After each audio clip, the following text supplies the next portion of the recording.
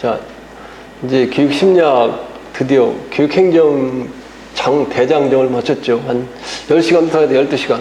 가장 어렵다는 부분을 우리가 이제 봄학기부터 해오는데, 교육 방법 및 공학, 그 다음에 교육 과정 평가, 그 다음에 교육행정, 그 다음에 교육 사회를 할까 하다가 여러분들이 뭐 교육심리학은 뭐 쉽다고 하는데, 의외로 교육심리학이 제일 첫해 지능이론에 대해서 나왔는데 사람들이 잘 못 쓰더라고. 그래서 재미있는 거하고 공부가 하기가 재미있는 거하고 또 답안을 쓰는 거하고 또 별개의 문제가 아닌가, 그런 생각을 좀 해요. 그래서 이제 교육심리학을 전체적으로 보면 지금 있는 대로 이제 발달이론이 있죠. 그죠? 발달이론. 교육심리학을 왜 배워야 되느냐? 그리고 교육심리학이 주로 나오는 게 학습자가 어떤 상태고, 여러분이 가르치는 학생이 어떤 발달 단계에 있으며, 학습 능력은 어느 정도 갖추며, 또 학습에 관련된 요소는 무엇인가, 또는 이제 생활지도, 이제 상담이론, 뭐 이런 거와 관련이 되죠. 그래서 발달이론, 지능이론, 창의성이론, 학습동기이론, 학습이론, 상담이론, 진로지도이론, 이런 것이 전체 눈을 감고 전체 체계가 그냥 확 눈에 들어와야 내용들을 쓸 수 있어요. 세세한 거 뭐 하나하나 외우려고 또 하는 사람들이 있는데 아무 무의미한 이야기야. 답안지 8줄에 쓸 수도 없어. 그걸 외우고 있는 사람들 보면 있더라고. 근데 소용도 없는 일이고, 다만 전체 윤곽에서 그게 어떤 의미를 가지는지 이런 걸 이제 하는 것이 가장 중요하죠. 근데 학부 강의를 하다 보면 대부분 시간이 쫓기기 때문에 사실 교육심리학에 대해서 재미있었다는 이야기는 하지만, 많이 배웠는가 하면 주로 보면 발달이론, 지능, 창의성이론, 학습동기 좀 이론 하다 보면 벌써 이제 학기가 다 끝나잖아요. 시험 보고. 그래서 사실은 보면은 이제 이쪽 뒤에 상담이론을 배운 사람들인데 물어보면 상담이론을 배운 사람은 거의 없더라고. 근데 상담에서 시험이 나오잖아. 그러니까 참 상당히 놀라운 거죠. 놀랍지. 이제 안 배우니까 결국 사설기관에 의존하는 건 그래서 그런 것 같아요. 그 다음에 학습이론도 제대로 좀 배우다 말고 그런 실적이 되고, 이제 재미가 있으니까 스스로 이제 공부를 해보긴 하는데, 그걸 이제 체계화하지 못한다면 결국 답안을 쓰기는 어려운 거죠. 자, 그래서 이제 전체 이제 교육 심리학 마인드맵이라고 해놨는데, 내가 첫 번에 주작했던 건 그래요. 그래서 현재 이제 우리가 교육학 EPR 기초이론이 한 20페이지를 작성했었죠. 근데 이제 내가 그걸 보완을 해서 추가 보완된 이론은 현재 55페이지를 나눠줬는데, 아무래도 이제 추가되는 이론이 더 있을 수 있기 때문에 한 60페이지가 넘어갈 거예요. 그래서 이 강의가 끝날 때 되면 교육심리학의 전체적인 맥락을 잡을 수 있는 완전한 이론이 이제 보완된 추가 자료가 되니까 EPR의 기초이론을 완전히 이제 뛰어넘는 그런 이제 내용이 되죠. 거기 또 내가 써놓은 건 뭐냐면, 이제 아까 이야기하는 게 교육학에 재미가 있어서 그 내용들을 공부하는 거하고 쓰는 건 다르다고 했잖아요. 그래서 지금 교육심리학하고 교육사회학 두 군데는 EPR 책 보면 두 군데의 내용은 대부분 그것이 있는 기출문제에 대한 답을 써놓는 거예요. 해답을 써놓은 거예요. 논술식으로. 그래서 내가 여기 이제 거기에 써놨듯이 그 논술 시험 답안을 그 정도로 작성한다는 건 상당한 능력이야. 그게 2시간 동안, 그 고시 문제가 2시간 동안 작성하는 거예요. 근데 엄청나게 높은 점수예요, 그게. 일부는 시험 합격생 78점, 82점 맞은 사람이 작성하는 것도 하나 있으니까, 여러분들이 내가 작성한 것도 있고 있잖아. 그러니까 그 수준에 올라간 사람들이 작성한 거예요. 그걸 보고서 감동을 못 끊는 한데, 나는 그걸 모범답안 써는 걸 내가 읽어보면서 내가 읽어 쓴 건지 하나가 있고, 다른 이제 그 친구가 하나 이제 그 기출문제를 써준 게 있는데, 그걸 보고, 이 친구 잘 쓰는구나. 그렇게 감동적인 느낌을 받고 정보 처리 이런 거 받았는데, 글쎄, 그 후에 이제 여러 명이 이제 처음에 그 답안을 읽고, 잘 썼다. 감동적이다. 이런 거를 올리는 사람을 봤어요. 그 정도 수준 올라가야 벌써 18점 이상 수준 올라가는 거예요. 자, 그래서 주로 이제 시작하는 내용들이 발달이론, 지능이론, 창의성이론, 학습동기론, 학습이론, 상담이론. 좀 가만히 보면은 교육 심리학, 사이콜로지, 뭐 에듀케이셔널 사이콜로지에서 담당하는 것이 학습자와 관련이 되죠, 그죠? 발달. 학습자가 어느 수준의 발달 단계에 있느냐. 그걸 왜 알아야 되니까? 어느 발달 단계, 어느 수준에 있느냐에 따라 학습의 교수 방법이나 여러 가지 그 처치가 달라지겠지. 그렇죠?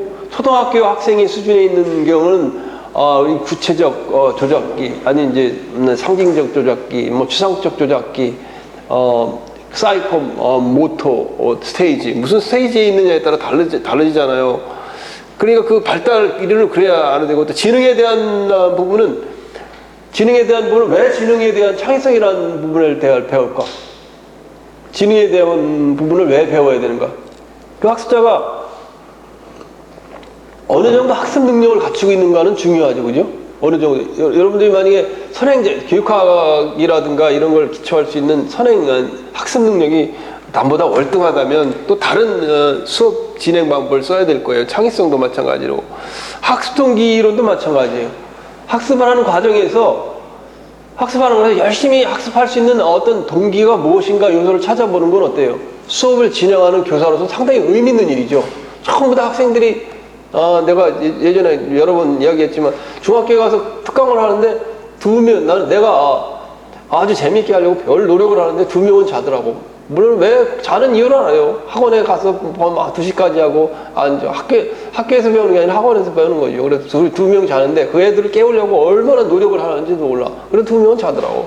그래서 근데 가정 시간에 물어보니까 가정 시간은 100%가 잤는데 이렇게 여자 선생님은 칠판 보고 강의했는데 그게 수업 현장이에요. 그게 기가 막힌 일이지네. 그 얘기를 듣고 기가 막히더라고.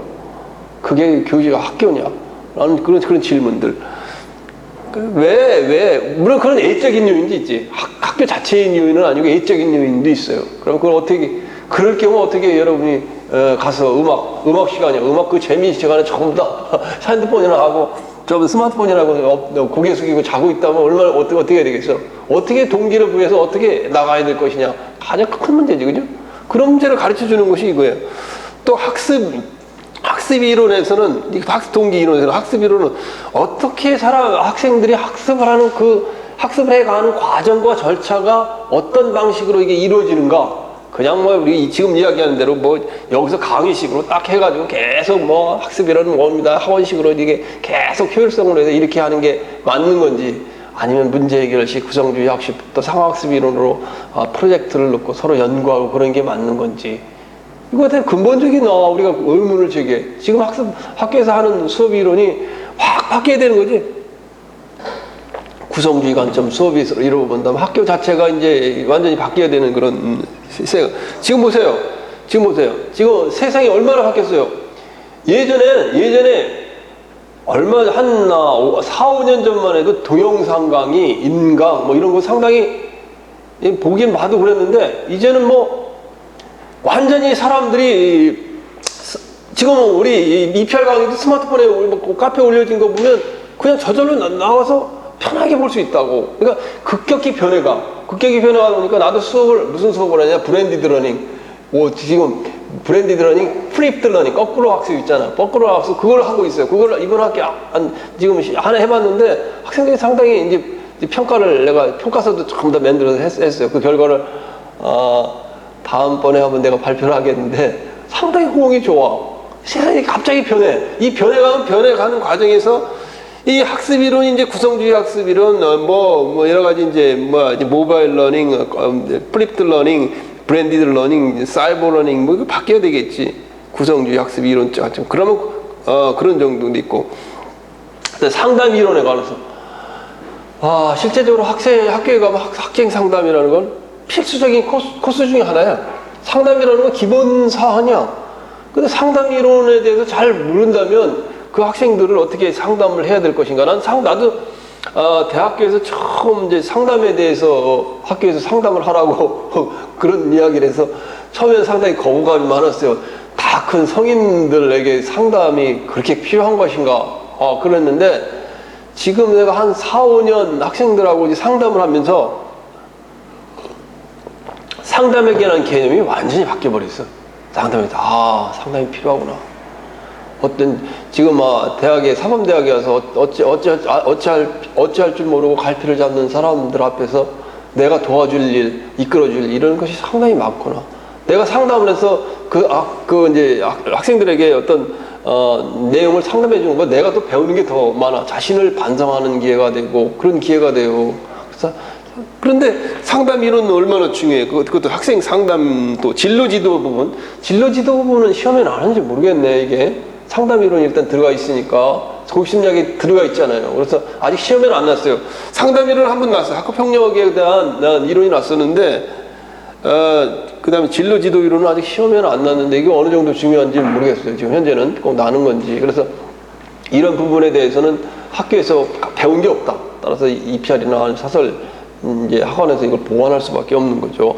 자, 그래서 이번 시간은 주로 이제 발달 이론, 지능 이론, 차능성 이론, 학습 동기 이론 이렇게 이제 배워나가는데, 핵심 포인트가 이제 중등 임용 시험에서 나는 것은 그 개념이 뭐냐, 그 구성하는 내용이 뭐냐, 또는 장점과 단점이 뭐냐, 이런데 초점을 두고 그 의미는 뭐냐, 이런데 초점을 두기 때문에 그런 초점에 맞춰가지고 내가 지난 겨울에 교육 심리학에 대해서 계속 이제 집필을 하고 있었는데, 사실은 집필이 지금 100% 완료된 건 아니에요. 일단 앞부분은 다 완료가 되는데, 뒤에 이제 동기 이론 일부 하고 그래서 지금 일부는 한 5%는 집필됐으니까 나머지 더 이제 보완, 지금 한 55페이지 정도 되는데 한 65페이지 정도는 돼야 될 거예요. 그래서 이제 보완하고 있는데, 자, 그래서 그 내용들을 한번 볼게요. 자, 그래서 첫 번째는 발달을 왜 알아야 되냐? 아까 이야기했죠. 학생들이 발달을 어느 수준에 어떤 방식으로 어떻게 해가느냐를 안다는 것은 인간에 대한 이해고, 학생에 대한 이해고, 교사가 학생을 어떻게 수업 방법이며 학습 방법이며 교육 방법을 할 것인가에 큰 도움이 된다, 그 말이죠. 발달이란 인간 전생에 동안 이루어지는 모든 변화를 이야기한다. 근데 이 변화는 신체적인 발달뿐만 아니라 정신적 변화도 들어간다. 그렇죠. 그러나 성장과는 정신적 변화까지 포함한다는 점에서 성장과는 비교된다. 신체적인 성장만 이루어지는 건 아니죠. 응? 환경과 대응하고 서로 교류하면서 정신적인 변화가 일어나죠. 그런데 이제 발달이 학습과 발달이 선행하는지 학습이 선행하는지 뭐 이런 의견 대립이 있어요. 따라서 이런 발달에 대한 아까 이야기한 대로 교사가 교수학습 계획을 세우기 전에 학생의 발달 사항을 이해하는 것은 가장 큰 당연한 의미이다. 우리가 이제 수업을 시작하기 전에, 여러분들 한 학기를 시작하기 전에 그 학생들에게 발달 상황을 점검하기 위해서 여러 가지 설문조사를 해요. 어느 정도 지식 수준이 있는지, 가정 환경은 어느 정도 있는지, 이런 것이 상당히 큰 이제 도움이 되죠. 교사가 학생의 학습을 위해 사용하는 전략들은 학생들의 신체적, 인지적, 사회적 발달 수준과 일치하기 때문이다. 따라서 학생을 이해하는 것은 중요하다. 발달의 원리를 보면, 발달의 원리가 어떻게 인간이 발달해 가느냐, 그 원리가 여러 가지가 있는데, 보면 첫째, 개체와 환경 간의 상호작용의 결과이다. 상호작용의 결과. 하나는 유전적인 요소다, 발달하는 것이. 또 하나는 후천적인 요소다. 쌍생아 연구에서 보면 유전적인 요소. 어떤 이제 예를 들면 기글 시스터도 보면 결국 입양을 해서 이제 다른 부모 밑에 있을지라도 유전적인 요소가 분명히 있다. 그 다음에 이제 후천적인 환경적인 요소이다. 똑같이 실험을 해도 환경에 의한 점수가 다를 수가 있다. 똑같은 사람이 쌍둥이라도 한국에서 입양된 사람하고 미국에서 가서 입양된 사람들이 지능 발달이 다를 수가 있다는 거예요. 좋은 환경에 있는 것이. 그래서 결국 우리가 유전적인 요소와 후천적인 요소가 같이 맞물려 있다는 거죠. 그죠? 다중지능 이론에서 이야기하듯이 여러 가지 능력을 다양하게 타고나요, 인간이. 근데 그 중에 어떤 환경에 처해지느냐에 따라 그 능력을 갖다 특화해서 발전시킬 수 있다는 점이에요. 그 점이 인간의 희망이 있다네. 그게 인간의 희망인 것 같아. 모든 것이 부모에서 타고나서 변동될 수 없다면, 그러면 공부를 해나 마나지. 근데 자기가 자기 스스로를 발견하고 그 능력을 특화시키면 세계 최고가 될 수 있다는 거죠. 자, 발달은 또 어떤 특징이 있느냐? 연속적이고 점진적으로 일어난다. 인간의 연속적인 발달은 결정적 시기가 있다. 결정적이에요. 연속적이다, 점진적이다. 또 결정적 크리티컬 피어리드가 있다. 특히 오리 새끼, 고양이 새끼, 언어 습득 과정이 있다. 그래서 이거 그 시기에 노출이 되면 언어를 배우게 돼. 우리가 언어를 배우는 시기에 미국에 가 있으면 미국 언어를 자연스럽게 하고, 그 다음에 한국에 있으면 한국말을 다 자연스럽게 하고. 근데 우리 애들이 미국에서 어릴 때, 아니 영국에서 어릴 때 자라서 모국어같이 했어요. 어릴 때 모국어같이. 영어가 모국어였어. 거기서 이제 미국에서 학교를 다니니까. 그런데 한국에 와서 10년 되니까 다 잊어먹어가지고. 그래서 다 잊어먹더라고. 몰라. 언제 영어를 배웠냐 그래. 그런데 그게 재밌는 게 미국에 다시 가니까 다시 새로나. 대단한 능력이야. 우리 새끼, 특히 우리 새끼 같은 결정적 시기라는 건 뭐야? 어느 인간이 발달하는 그 시기, 발달하는 시기가 있어요. 그 시기에 가장 중요한 우리가 이 학습이 이루어져야 돼. 아주 중요한 시기에 여러분이 이제 자녀를 앞으로 키우는 사람도 이거 키울 게 있는데 중요한 시기. 우리 새끼 또 우리 새끼. 우리 새끼 어떻게 해요? 부활을 할 때 계속 녹음을 해가지고 비행기가 가는 소금이라 소리다. 그러니까 자기 녹음을 해서 자기 소리를 들려줘. 오리야. 그렇게 녹음기를 부화할 때까지 한 30일간 들려주면 그 목소리를 엄마로 알아. 저기 나갔다도 오리야. 그냥 다 또 와서 밥 먹고 또 쫓아와. 그냥 결정적 시기가 그 시기이기 때문에. 자, 그래도 이 교육이라는 게 굉장히 중요하다는 거죠. 연속성이 있고 점진적이다. 근데 결정적 시기가 있다. 한번 형성되면 변화가 불가능한 것을 내포하는 결정적 시기라는 용어가 있다. 따라서 시기는 민감기라는 용어, 그걸 갖다 sensitive period이다. 그래서 우리가 교육을 하는 입장에서는 그걸 늦출 수 없다. 나도 그래서 이제 그런 생각을 했던 거예요. 내가 애들이 이제 공부를 하게 된 게 여러 가지 미국에 가서 공부를 하게 된 게 했는데, 왜냐하면 내가 영어 공부를 해보니까 아무리 해도 안 돼. 아무리 아직 박지성이는 영어 정말 너무 지난번 시간에 되게 잘하더라고. 박지성이 영어 얼마나 잘하는데 영국에 올라가 있어. 그런데 나는 후천적으로 아무리 해도 안 된다고. 언어 발달 시기가 있는 거죠. 자, 인간의 발달에 있지 않은 방해가 순서에 따라 일어난다. 인간의 발달은 특정한 순서를 건너뛰며 나타나지 않는다. 그러죠? 머리가 먼저 발달하고, 사지가 발달하고, 대뇌가 먼저 발달하고, 말초신경이 발달한다. 그 다음에 전신운동에서 특수운동으로 발달한다. 구조가 발달하고, 기능이 발달한다. 그 다음에 발달에는 개인차가 있다. 개개인에 따라 저마다 다른 발달 속도를 보인다. 어떤 사람은 키가 중학교 때 크고 그래가지고 엄청 클 것 같은데 가만히 또 멈추고 있어. 고등학교 가서 또 크고 이게 달라진다는 거죠. 개인이 성장할수록 발달은 예언하기가 곤란해진다. 예언은 곤란성도 있어요. 일반적으로 신생아 발달보다는 청소년기의 학습자의 발달을 예언하기가 힘들다. 그러나 발달은 분화하면서 통합된다. 분화된 부분은 조직화되어 통합된다. 인간의 모든 기능은 통합된 전체로서 신체적 기능은 심리적 사회적 기능과 연관되어 있으며 서로 작용한다. 그래서 이런 발달의 특징이 이렇게 있죠.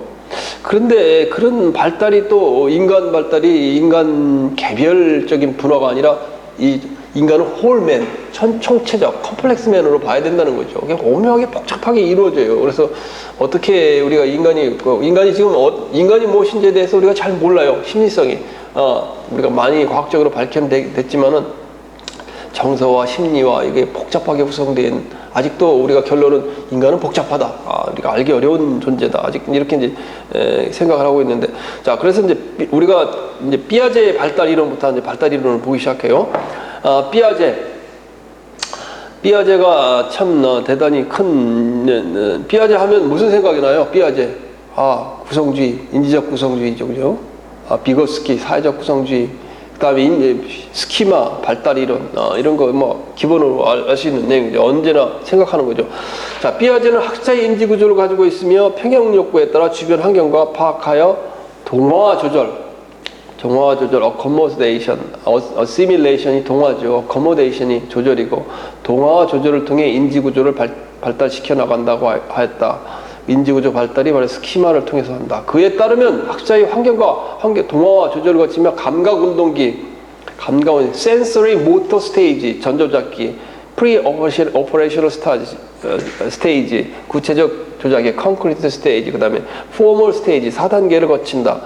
피아제는 인간의 인지 능력은 일반 영역적이며 특수 영역적이 아니고 일반 영역적이다. 교사 등 학습 조력자는 각 인지 발달 단계에 적합한 학습 과제를 제공하여 인지 발달을 촉진시킨다고 주장하였다. 그래서 이제 피아제의 이론의 전제를 보면 피아제는 학습자가 기본적으로 능동적이다. 학습자가 학습이 가능한 환경에 처하기만 하면 평형, 이퀄리브리엄, 평형의 욕구에 따라 주변 환경을 자신의 인지구조에 반영하여 인지구조를 발달시켜 나간다고 주장하였다. 피아제는 인간의 마음은 정신의 구조인 스키마라는 말은 이제 독일어로 이렇게 쓰는데 영어로는 SCHEM이 스킴이라는 게 도식이죠. 도식. 인간의 정신 구조가 스키마, 도식을 이용하여 새로운 환경에 적용한다. 여기서 스키마는 한 개인이 환경을 지적으로 조작하여 그 환경에서 성공적으로 적용할 수 있도록 해주는 인지구조이다. 이런 기본 개념을 알고 있어요. 스키마가 뭐냐? 개인이 환경을 지적으로 조작하여 그 환경에 성공적으로 적용할 수 있게 해두는 인지구조다. 그래서 인간은 태어나서 경험으로부터 스키마를 형성하기 시작한다. 일종의 색인 카드다. 아동이 성장하면서 좀 더 많은 자극과 경험을 하게 되면 정보를 담은 더 많은 카드, 스키마가 생겨난다. 따라서 이때 학습자는 자신이 이미 가지고 있는 인지구조에 새로운 개념을 포함시키는 어시밀레이션, 빨기에다가 모의빨기, 어시밀레이션, 새로운 이제 새로운 걸 받아들이는 게 아니라 기존의 인지구조에 새로운 이제 확장시켜 나가는 걸 어시밀레이션, 동화라고 그러죠. 또 자신의 인지구조 자체를 변화시키는 조절, 어코모데이션 과정을 통해 인지구조에 적응을 해나간다. 스키마가 이게 형성돼서 나가는 거죠. 이때 평형화는 동화와 조절 사이의 균형을 이루는 걸 말한다. 따라서 우리가 교사가 해줘야 될 일은 뭐냐면 동화와 어시밀레이션과 어코모데이션이 잘 이루어질 수 있도록 뭐예요? 인지적인 평형, 이퀄리브리엄을 깨주는 거예요. 디스이퀄리브리엄 상태를 유발하는 것이 학습 동기를 유발하는 것이 가장 중요한 것이다. 여러분이 음악교사로 나가서 음악을 할 때, 야, 베토벤이라는 사람은 왜 그렇게 유명한 그 음악가가 되었지?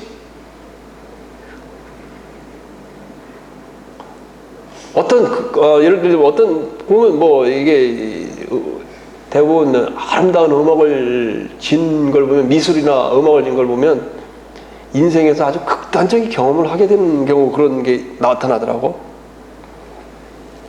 이별의 경험, 또 사랑의 경험, 또 부모의 사망의 경험, 슬픔의 경험, 이런 것이 극단적으로 새로운 창작 욕구를 일으키고, 따라서 우리가 지금 피아제가 왜 교육심리학의 피아제가 왜 거장이 됐느냐? 이 사람은 과학적으로 교육심리학을 시작을 했어요. 어떻게 시작했냐? 딸이 3명 있어요. 딸이 3명 나는데, 내가 예전에 그 과학적 관리론에서, 교육행정 과학적 관리론에서 이야기했듯이, 피아제가 자기 딸 하나 태어나서부터 지금 한 11살까지 크는 동안 전부 매일 관찰해. 그렇게 하는 사람도 없어. 제일 관찰해 가면서 다 기록을 했어. 그래서 3명 기록을 하니까 어떻게 했어? 한 명이 아니고 공통점이 있겠지. 공통점이 있는 걸 가지고 이걸 만들어낸 거예요. 그래서 지금 바꿀 수 없는 교육심리학의 대가가 된 거 아니야. 체육을 하든 음악을 하든 그냥 하지 말고 다 앞으로 가서 과학적으로 연구하고, 어떻게 하면 이 음악을 이렇게 잘 가르칠 수 있을까 한번 연구를 해보세요. 여러분, 훌륭한 과학을 이용하면, 과학적인 만들을 가지고 하면 거장이 되는 거예요. 자, 피아제의 발달 4개 이론, 기본 이론이죠. 자기 딸을 관찰하고서 한 게, 첫 번째, 0에서 2세 사이는 sensory motor stage다. 감각 운동을 통해 환경과 상호작용하는 것이다. 따라서 자기중심적이며 대상 영속성 개념이 없다. 대상 영속성이란 더 이상 보이지 않아도 그 대상이 계속 존재한다는 것으로 이해하는 단계이다. 그 다음에 우리 학습자, 우리 교사들의 입장에서 본다면, 그 사람이 센서리 모터 스테이지, 감각 운동기에 있느냐, 전조작기에 있느냐, 그에 따라 우리가 레프레젠테이션, 표상하는 방법이 달라져요. 자료를 제시하는 방법이 달라져야 된다고. 대상 영속성이 없는 사람한테는 그에 따라가야 되겠지. 전조작기 2에서 6세, 7세에는 본격적으로 환경에 대해 정식적으로 시작하는 시기다. 이때는 여전히 자기중심적이다. 감각 운동기와는 달리 정신표상에 대해서 사교할 수 있다. 이 시기의 특징은 보존의 개념, 교존의 개념. 서로 다른 모양이 컵과 같은 물의 양이 구별이 어렵다. 또 자기중심하다. 세 산실험 중에 한 사람, 자기가 봤던 산과 다른 산을 구별하기 어렵다. 자기중심적이기 때문에. 셋째, 구체적 조작기. 우리가 이제 지금 유치원 단계에 있는 사람들이 주로 보면 이제 감각 운동기 또는 이제 이제 전조작기 단계에 돼 있는데, 우리 가장 몬테소리 유치원 여러분 들어봤죠? 몬테소리 유치원 했던 몬테소리 도 그래요. 몬테소리가 의과 의사였어요. 근데 의사를 접어두고 어느 날 이제 장애 학생이 와가지고 이제 유아가 왔는데 그걸 보고 너무나 충격을 받아가지고 저 애들은 어떻게 장애 유아가 왔는데 저 애들이 어떻게 앞으로 자기 인생을 살 수 있을까? 내가 너무 충격을 받아가지고 그냥 의사를 그냥 사표를 내버리고 몬테소리 유치원을 해가지고 어떻게 유아 놀이기구를 만드는 그걸 만들어가지고 지금 그렇게 인류의 공헌을 한 거 아니에요? 자, 학생의 발달 단계에 따라 무엇을 제시해야 된다. 구체적 조각이 콘크리트 오퍼레이션 스테이지는 6세에서 11, 12세로 구별되는데 구체적으로 초등학교 마지막 단계죠. 사건, 사물에 대해 정신적 사고를 할 수 있는 시기다. 이 시기는 보존의 개념을 학습하게 된다. 마지막으로 형식적 조작기, 이제 중고등학교 여러분이 교사로 나가는 거죠. 중고등학교 보면 11, 12세경 이후의 시기다. 이 시기에는 추상적, 논리적 사고를 하게 되고 가설 설정을 통해 일반적인 사실로부터 특정 사실을 유추하는 것이 가능해진다. 따라서 형식적 조작기에 해당되는 중고등학생들은 이미 추상적, 논리적인 사고를 할 수 있다고. 이미 사고 능력은 있다는 거죠. 엘킨드라는 사람이 자기중심 이론에 따르면 구체적 조작기 이후의 청소년은 상상과 구체적 조작기는 어때요? 이제 초등학교 단계이죠. 초등학교 단계 이야기하는 거예요. 상상의 청중과 개인적 의와의 왜곡된 신념을 갖게 된다. 따라서 이런 거 중등에는 시험에 이렇게 날 것 같지 않은데, 그지? 초등에 해당되는 거 아니야, 그지? 상상의 청중은 항상 누군가 자신을 지켜보고 있고 관심을 가지고 있다고 믿는 경향. 초등학교 단계지. 개인적 의만은 자신이 대단한 중요한 존재로 여기고 자신의 감정과 욕구가 독특하다고 생각해 자신을 예외적인 존재로 시작하는 거. 이걸 갖다 상상의 청중과 개인적 의와 현상이 나타난다고 하는데 이게 초등학교 단계니까 그렇게 중요성은 없는 것 같아요. 자, 그러면 피아제의 교육적 발달 이론이 우리에게 시사하는 바는 뭐냐? 교육적 함의는 뭐냐? 첫째, 교육은 아동의 인지 발달 단계와 적합하게 수행되어야 된다. 각 발달 단계의 성취할 학습까지를 제고하는 것이 바람직하다. 센서리 모터 스테이지, 그 다음에 프리 오퍼레이셔널 스테이지, 그 다음에 콘크리트 오퍼레이셔널 스테이지, 포멀 오퍼레이셔널 스테이지, 이 발달 단계에 따라 학습 과제를 제공하라는 거예요. 이 초등학교 학생들은 수학을 가르쳐도 그냥 중고등학생들은 인수분해하고 추상적인 걸 이해할 수 있지만 초등학생들은 어때요? 대상 영속성이 없으니까 이게 몇 개, 한 개, 이거 더하면 몇 개, 두 개 이렇게 물체를 가지고 가르쳐야 되겠지. 자, 그 다음에 둘째, 교육은 아동의 자발성에 일종한다. 아동의 능동적인 발견 과정이기 때문에 이거 굉장히 중요한 거예요. 왜냐면 구성주의 입장이니까. 교사는 아동에게 지식을 주입하려 하지 말고 흥미를 유발하여 스스로 문제 해결을 하도록 허용해 간다. 아동이 스스로 인지부조화, 디스이퀄리브리엄, 인지 비폐경물 상태를 만들어서 스스로가 어떤 기존의 새로운 내용을 보고 어시밀레이션, 동화하든가 아니면 새로운 사실을 기존의 생각을 바꾸고 새로운 어코모데 새로운 것을 받아들이는 과정을 만드는 스키마의 형성을 통해서 스스로 액티브, 능동적인 발전할 수 있도록 도와줘야 된다는 거예요. 여기서 인지적 구성주의가 나타나는 거지. 자, 넷째, 교사는 아동의 인지 발달의 기초를 넓히는 일에 집중해야 한다. 가장 중요한 건 학습자 스스로 환경과 상호작용을 하도록 한다. 즉 부모, 교사는 학습자에게 학습 내용을 가르칠 수 있지만 결과적으로는 학습은 학습자의 인지 구조에서 이루어지기 때문에 학습 조력자의 단계에 머물게 된다. 학습 조력자, 가능한 학생들이 자기 자녀에게 어떤 걸 강요하지 말고 계속 물어보는 거. 왜 그럴까?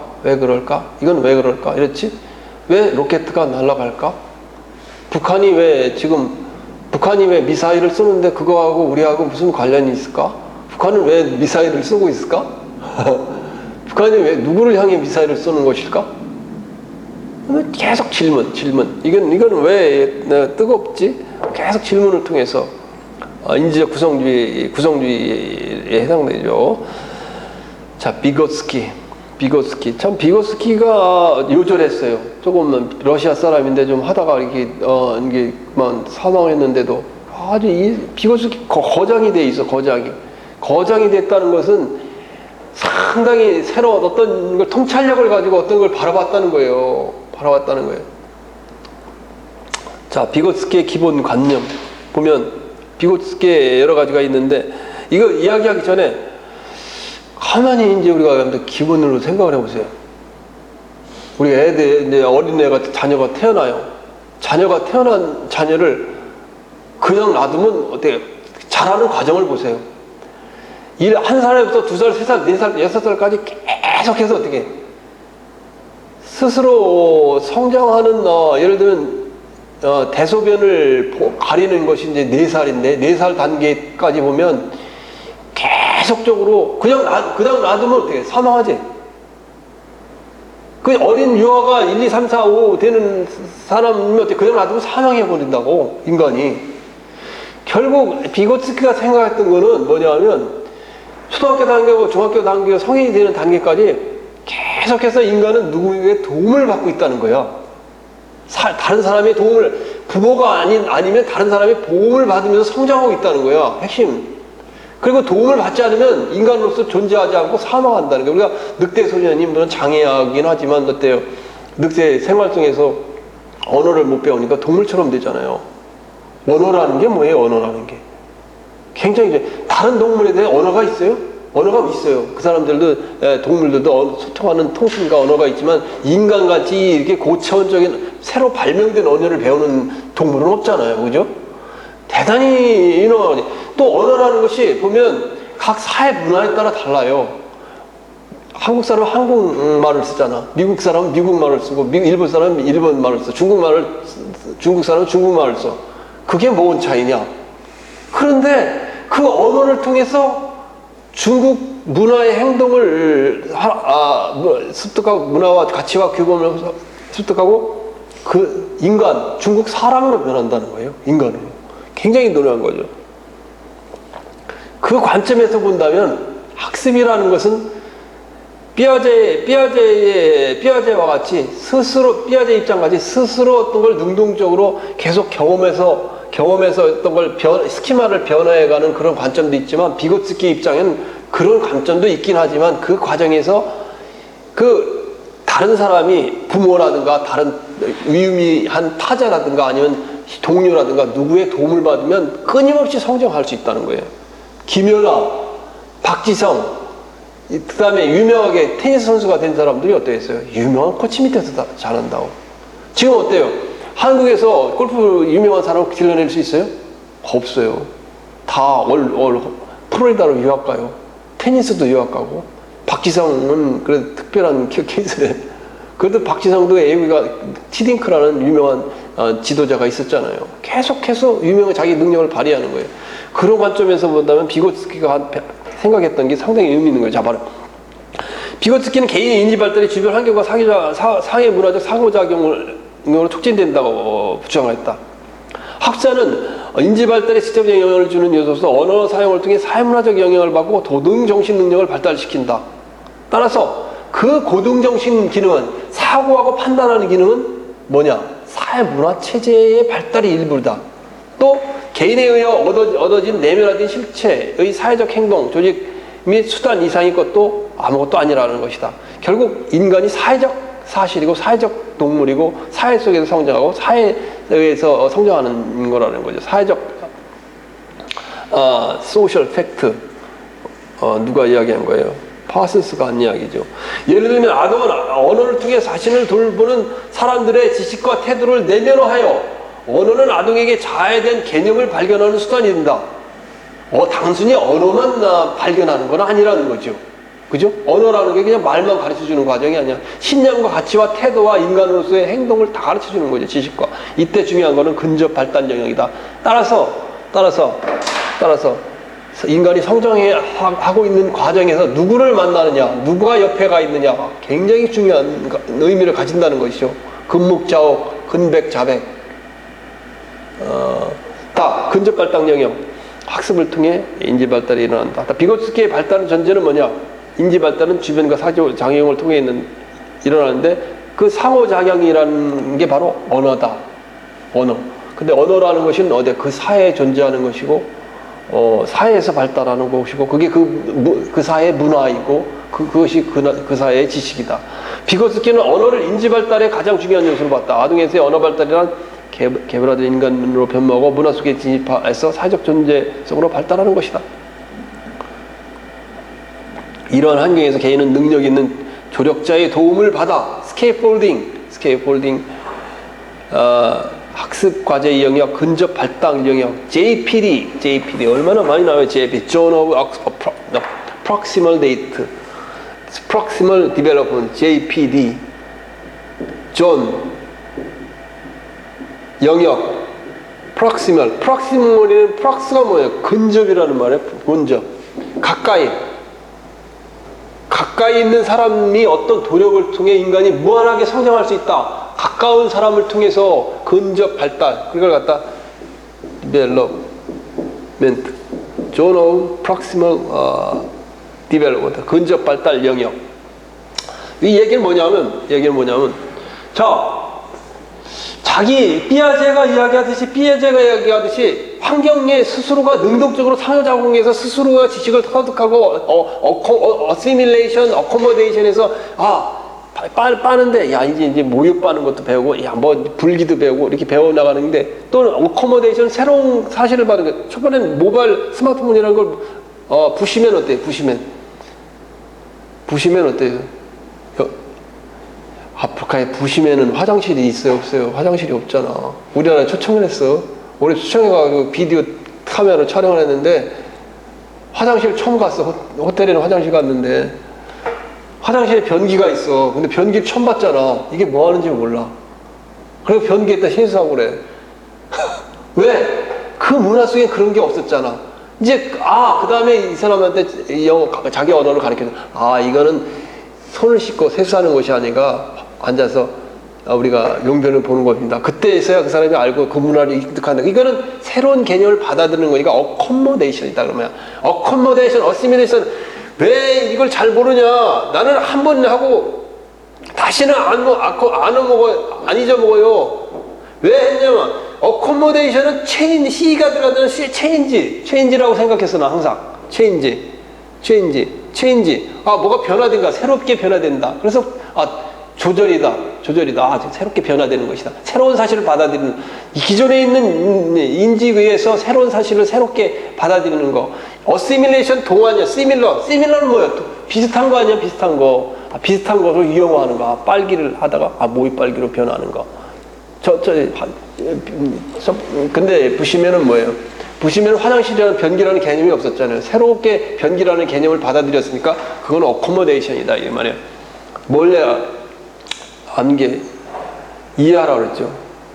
자, 그래서 보면 피아제에 가면 스스로가 어떤 환경에 적응해서 능동적으로 스스로가 할 수 있는 영역이 만약에 이 정도 영역밖에 안 된다면, 만약에 안 된다면 스스로가 발달할 수 있는, 스스로가 환경과 적응해서 스스로 지능을 발달시키고 스스로의 능력을 발달시키는 이런 영역이라면, 영역 이 정도라면 JPD는 뭐냐면 JPD는 결국 뭐냐? 왜 여기는 스스로가 할 수 있는 영역이 이거밖에 안 돼. 근데 다른 코치, 인류 박지성 뭐 히딩크 코치라든가 미국의 1등 하는 사람이 에것이 있잖아. 에것이 지금 뭐야?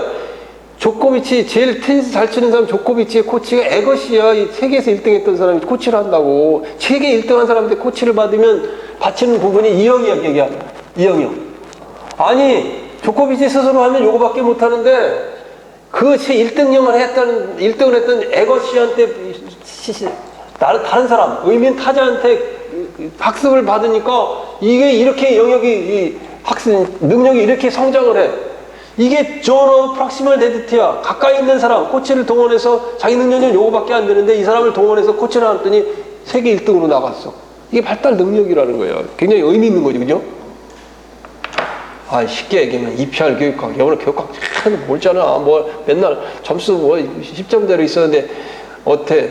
EPR 강의 와보니까 EPR 잘 가르쳐 안 가르쳐? 내용 구조화해서 잘 가르치잖아. 그래서 EPR 와가지고 답안 작성하고 하니까 예전에는 9.5, 9.7 맞았던 사람이 18점 맞아갖고 나가는 거 아니야. 누구를 통해서 하는 거야? 내의 EPR 강의를 통해서 자기 스스로 기존의 능력은 안 되는데 이걸 통해서 17까지 올라가는 거. 타인이 중요하죠, 그죠? 타자, 의미 있는 타자. 그 얘기, 발달 영역이. 자, 그래. 발달의 원리는 뭐냐? 비고츠키는 개인 발달이 근접 발달, 거기 안 했나? 했죠. 그래서 근접 발달 영역이란 독자적인 문제 해결에 결정된 아동의 실제 발달 수준과 성인이나 또래 등 유능한 타인의 지도에 문제 해결에 의한 결정된 발달 수준 간의 간격을 말한다. 맞죠? 맞아, 안 맞아? 여기 보세요.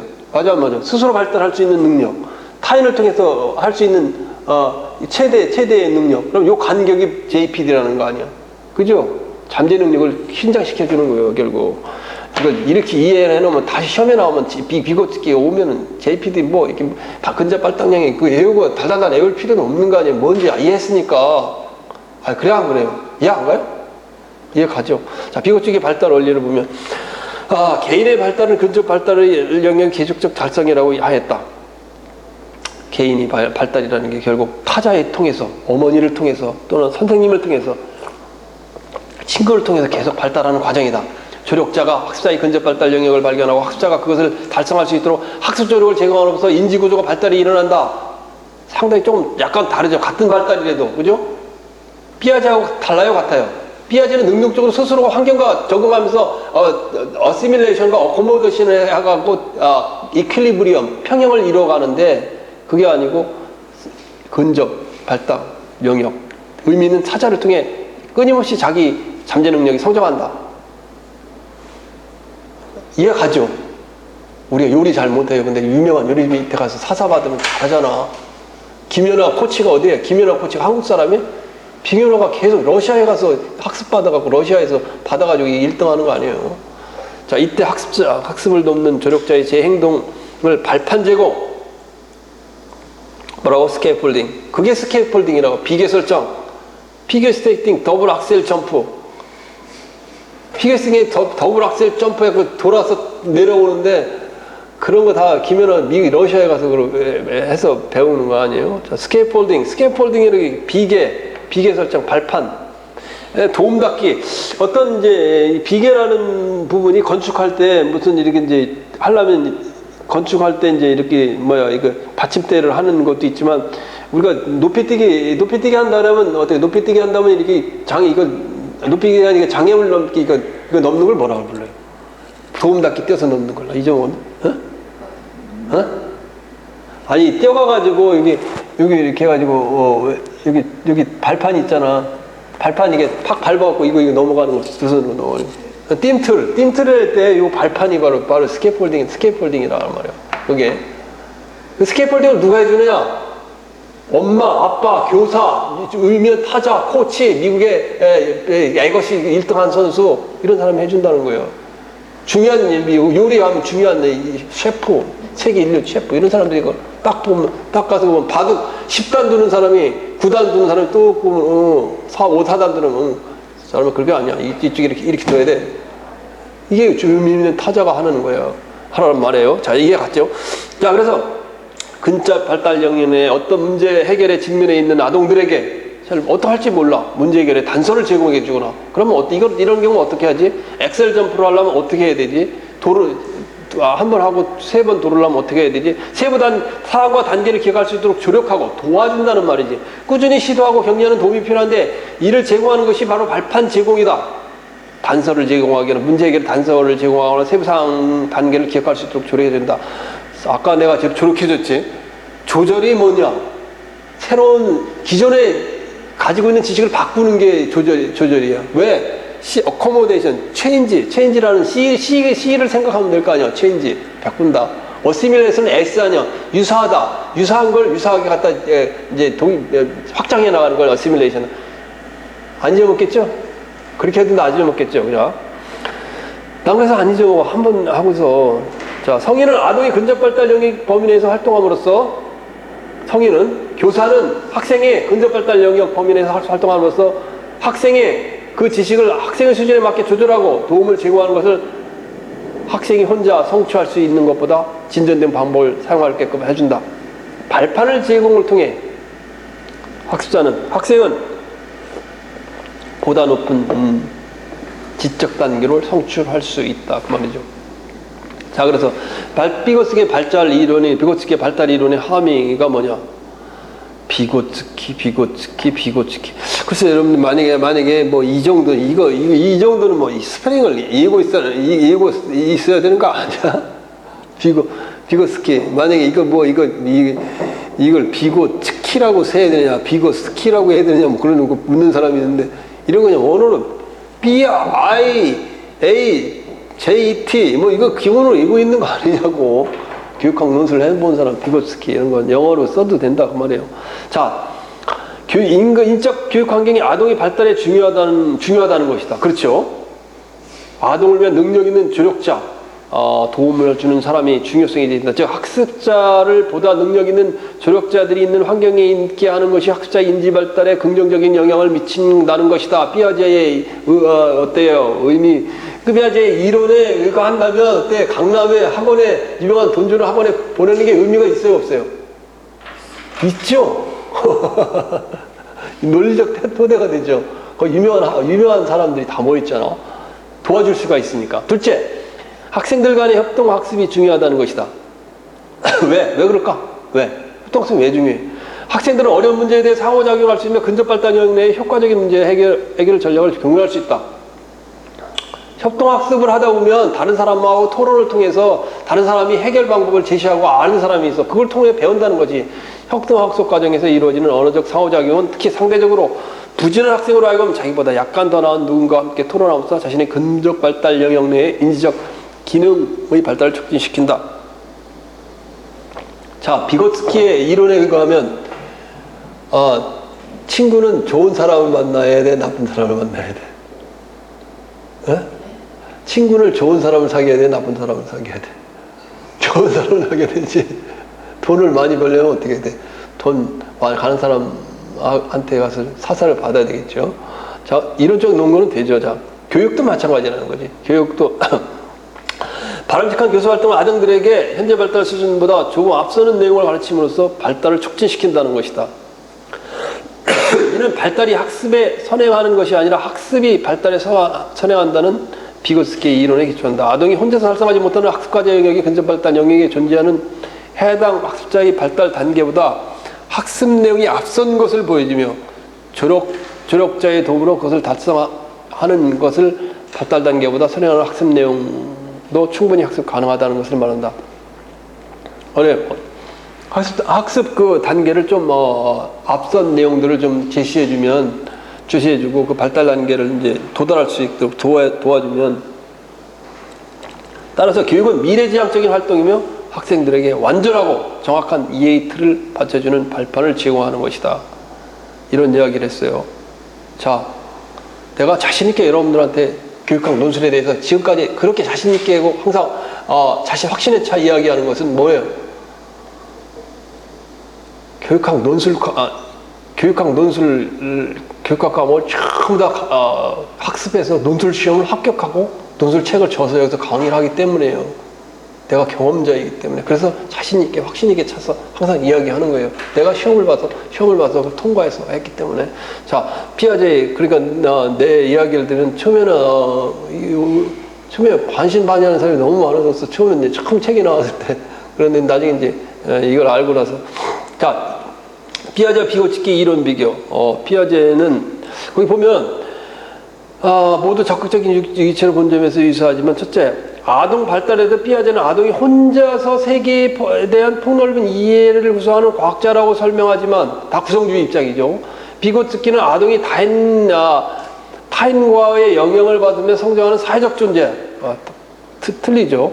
환경과 논리적 구조 형성에 있어서 피아제는 물적 환경에서 개인 내적 평형, 스스로 개인 내적 평형에 기초한 반면, 비고츠키는 사회문화적 환경에서 개인 간의 상호작용을 통해 발달하는 과정을 중시한다. 그 말이죠. 발달 진화관과 개인차에 대한 피아제의 발달이 결정론적 관점에서 불변성이 있다는 점을 강조하지만, 개인차에 대해서 불변성이 있다고 하지만 개인차에 관심이 없는 데 반해 비고츠키는 발달이 인간의 사회적 조건과 유기체 구조 간의 역동적인 산물이기 때문에 변화 가능하며 아동의 발달이 어떤 개인체가 있다고 본다. 그러니까 인간이 어떤 정해진 노선에 따라 쭉 결정론적으로 발달하는데, 그 과정에서 스스로가 환경과 대응해서 어떤 스스로 발전을 해간다는 관점으로 이제 피아제는 뭐냐면, 비고츠키는 그것이 아니고 인간의 사회적 조건과 유기체 구조 간의 역동적 산물이기 때문에 발달에 개인차가 있고 조력자의 도움을 받아서 발달이 더 앞설 수도 있다는 의미죠. 피아제는 발달을 동심원의 확대와 같이 포섭적 팽창이라고 보는 반면에 등심원의 확대. 등심원은 뭐예요? 등심원. 똑같은 게 이렇게 확대가는 이런 과정으로 보지만, 비고츠키는 그게 아니고 나선형으로 이렇게 연결돼서 가는 그런 이제 과정으로 본다. 이런 거죠. 자, 그런 특징이 있다는 것만 알아두면 돼요. 그래서 지금 이제 정리하자면, 피아제는 인지적 구성주의, 발달이론, 인지적 발달이론이죠. 그 다음에 비고츠키는 사회적 발달이론이면서 사회적 구성주의를 채택하고 있죠. 그래서 이 발달 이론을 주장하지만 이것은 구성주의 학자들이라는 것을 이해하면 돼요. 이게 초등학교, 대학에 교육심리학이 3학년 때 배우나요? 2학년 때 배우나요? 기억이 오래돼 기억이 안 나오죠. 내 알기로는 2학년 2학기나 아니면 3학년 1학기나 이렇게 배우는 것 같은데, 그때 배워야 되는 걸 너무 자세히 배우래. 그때는 뭔지 잘 모르고 했었는데, 그지? 너무 자세히 나가는 게 좀 진도를 좀 더 빨리빨리 나가도록 할게요. 자, 5분만 쉬었다가 발달 이론을 계속해서 하도록 할게요.